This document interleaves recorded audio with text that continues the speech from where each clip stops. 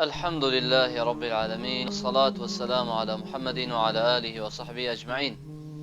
أما بعد، أبرك مدفتن أسناما كادي ورسالة كادي هنرم بوي كسي أو مروفي أزمان رش آنجي أو مروفي أزمان بيس أو كسي آخفتن توي همي قوات خراب، آخفتن الكريتت بيشتن، آخفتن الزفرت بيشتن، مروفا كا آخفتن باقش ويا جوانش دوي نادر كبيتن. مدویتن از بیروی بین ما و رب العالمین نعمتك جلك ومزنيات يلتكري او جي نعمت ازمانية او تشتت نافداهية تدا بفي ازمان هنه تشي در برين جي بكي و بوي برانبر ديار بكي كانت تشدويتن بفي ازمان هنه خود تعالى في نعمت هنه داتا غير تا حتى چند حركة بكتن و چند اشارات بدتت حتى او جي تو تشكي بكي آنه بصانه هي بفي ازمان هنه تو دراد بي هر تشتكي تدويتن تو يبيت بيجي بزانا أبا نعمتك جلك مزنا رب العالمين يا ديال تكري وجا نعمتها هن الشكر ويدا بكار بينا الطاعة ويدا بكار بينا نكو تربي في أزمان هنبكي سلاحك بو هند بكار بيني دجي دين خده ببراوستي دشي بصرمانة ببراوستي غيبت ببكي دروا ببكي فسادني ببكي أبا أزمان هنه خبرها بيجي واخفتنا تكريت بيجي اتخرابيه ده بكار نئينا چونك رب العالمين يقول ما يلفظ من قول إلا لديه رقيب عتيد نينة تقولنا كي بيجي إلا ديتا نفيسين شرخي هندي ملائكة تابع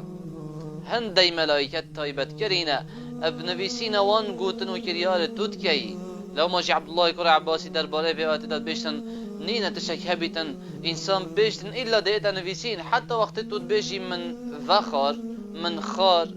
من فلان تشتكير من كده برخو همي ديتا نفيسين لو ماجي عندك السلف هابون وقتنا ساعد بون حتى نتقول حتى نتقول افتشت تنجي نتقول بوشي قوتي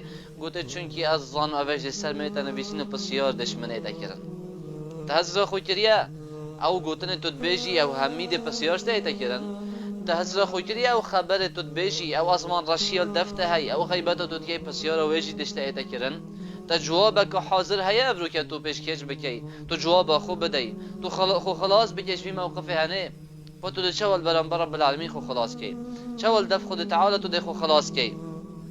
لو ماجي بلال كره حارث مزني ادبشن پیغمبر خود صلى الله عليه وسلم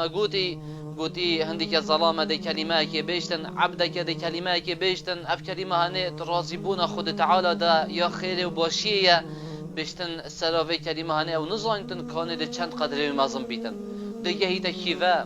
بشتن رب العالمین سراوی کلمه ها ده راضی بونا خوب بوی نوشتن حتی قیامته و عبده که دیگه هیتا کلمه که بشتن همه چه حسب بونا که خرابی ده بشتن کلمه که خلط ده بشتن او نزانتن که ده چند سراوی کلمه بش رب العالمین ده توربونا خوب بوی نوشتن حتی قیامته لو ماجي بصانا اف ازمانه هجلك خطره وكي سيدي لقمان حكيم قوت يا لقماني حرا اف قربت حيوانات ايبكش قوت حرا باشترين تشت فاقشترين تشت انسان دا چيه بمبينه شو ازمانه و اینا قوت بهر پیسترین تشت انسان دا بینه بمبينه كاچه تشته هر چو ازمان اینا قوت خيره بوچي هر دو جرات ازمان اینا قوت چونكي ازمان اگر باشي دا بيتا کار اینا پاقشترین تشت و باشترین تشته اگر خرابیه دا بيتا بکار اینا پیسترین تشته ما افشر تنه